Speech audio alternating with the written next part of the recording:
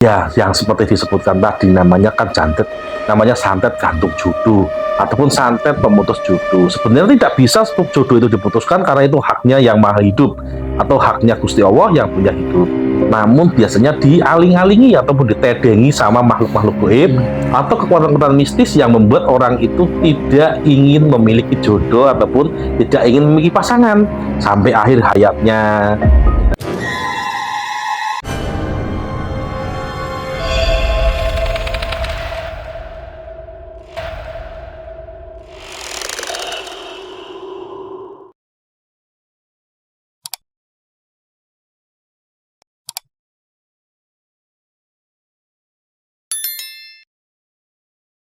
Assalamualaikum warahmatullahi wabarakatuh. Bersama saya Gunawan di acara channel Eksatandra, menceritakan tentang kasus hal-hal goib yang ada di sekitar kita bersama narasumber kita, Kitandra.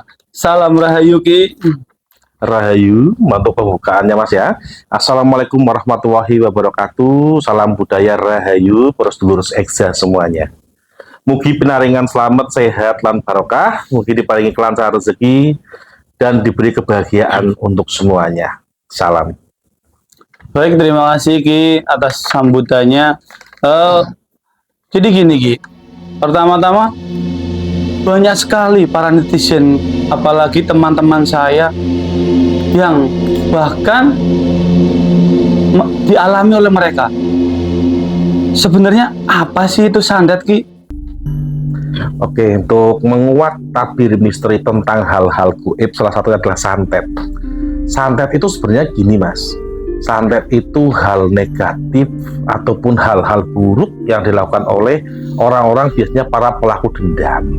Nah, di pelaku dendam tersebut biasanya menggunakan hal-hal gaib atau hal-hal mistis untuk melakukan balas dendamnya berupa santet.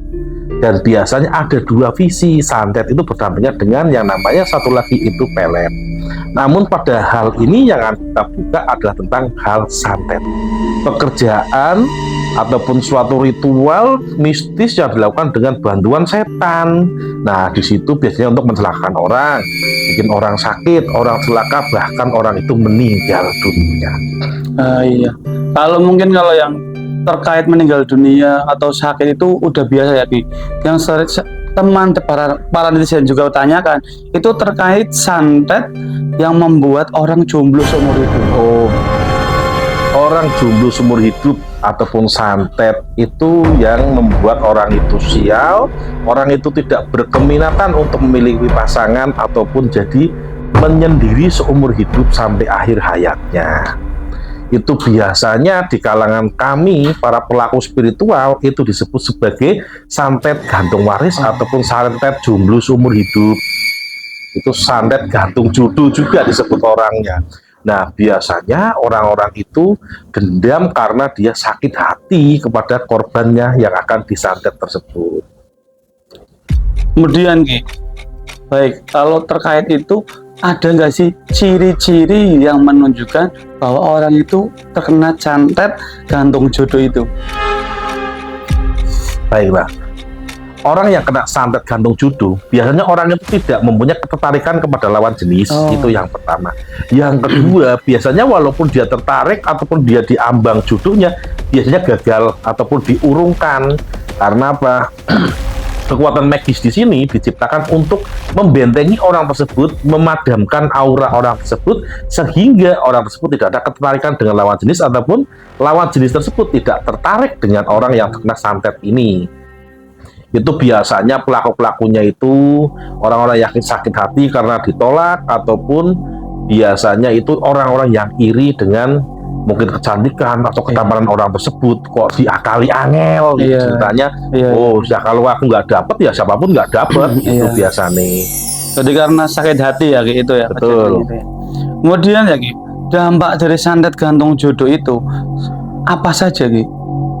Ya, yang seperti disebutkan tadi namanya santet gantung jodoh ataupun santet pemutus jodoh. Sebenarnya tidak bisa jodoh itu diputuskan karena itu haknya yang maha hidup atau haknya Gusti Allah yang punya hidup.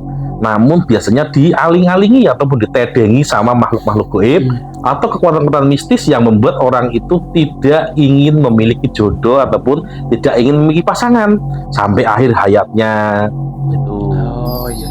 Sekarang banyak mas anak-anak muda yang sakit hati lalu larinya ke situ karena apa ya, ketarikan spiritual untuk saat ini sudah sangat banyak. Iya.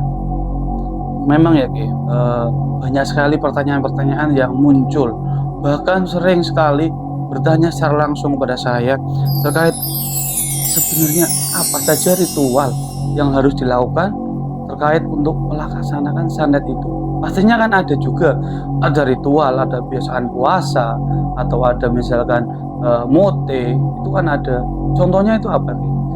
Untuk santet ini tergolong salah satunya santet golongan tinggi. Ini santet yang cukup kuat powernya. Tidak sembarang orang juga mampu untuk menjalankan santet ini. Hanya beberapa spiritual yang bisa melakukan ini. Karena tensinya tensi tinggi. Nah, untuk santet ini ditempuh itu ada beberapa. Salah satu contoh saja yang mudah dan biasa dilakukan oleh orang-orang spiritual.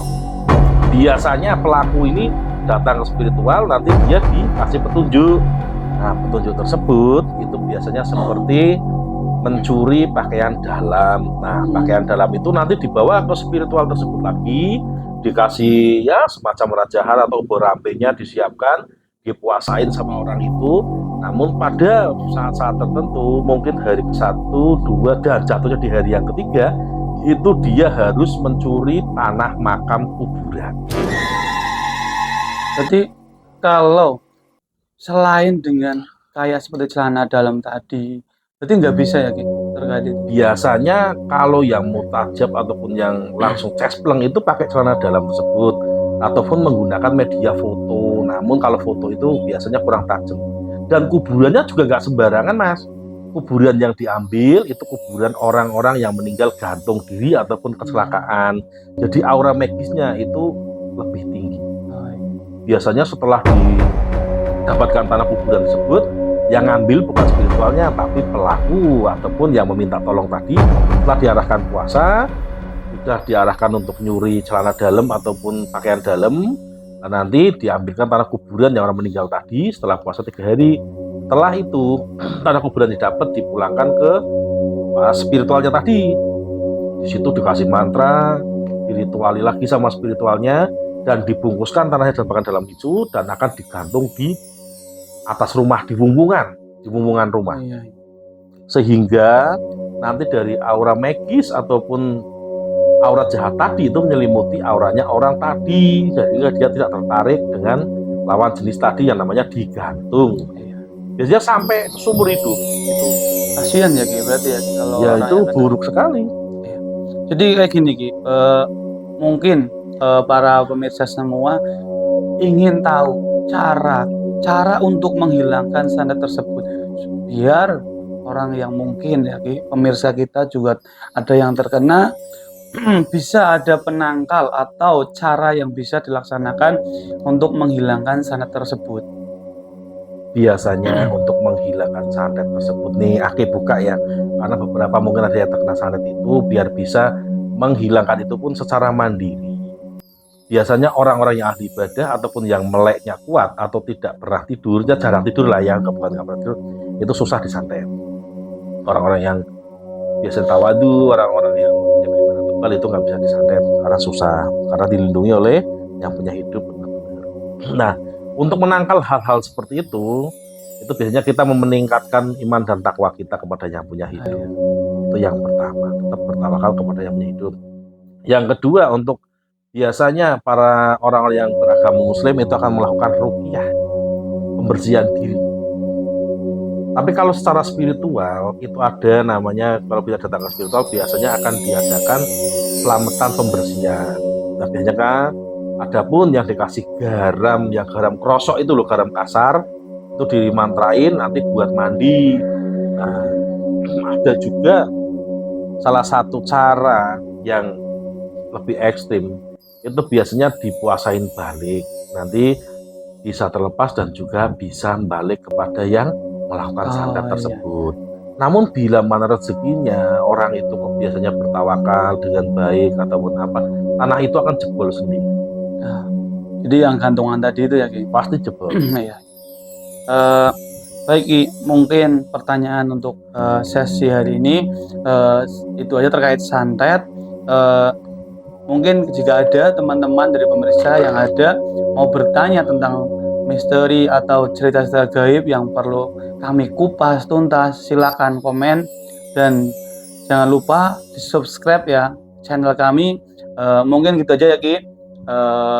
Saya akhiri dulu ya Ki, biar eh, sesi yang selanjutnya nanti kita bahas yang lain. Baik, terima kasih. Wassalamualaikum warahmatullahi wabarakatuh.